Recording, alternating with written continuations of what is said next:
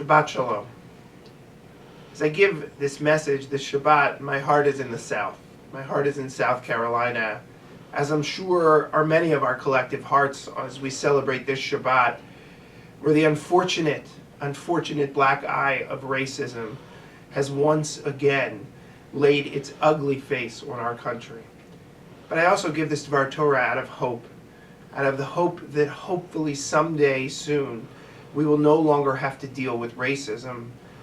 And in addition, that someday soon we'll have enough meaningful gun law change, and gun law reform in our country that we can stop figuring out how to react to these crimes and more figure out how to allow our communities to grow in the proper way.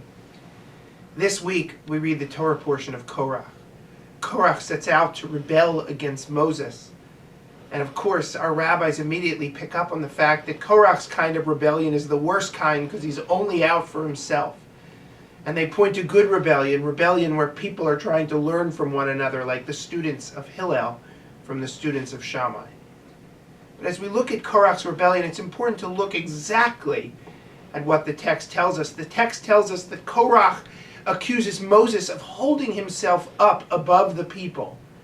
And then we look at Moses' reaction. His face fell, as if his heart sank, as if Moses heard the worst possible critique of his leadership that he could have.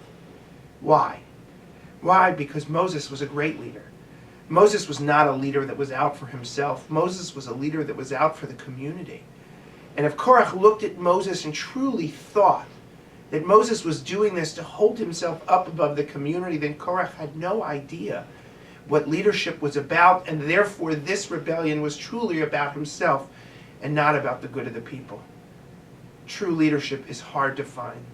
Sometimes we are so starved for it that we will accept anything that even resembles it.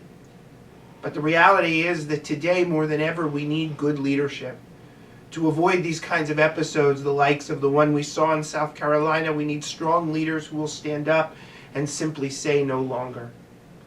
Perhaps they will heed the lesson of Korach, and more importantly, the lesson of Moses about the character of true leadership. Shabbat Shalom.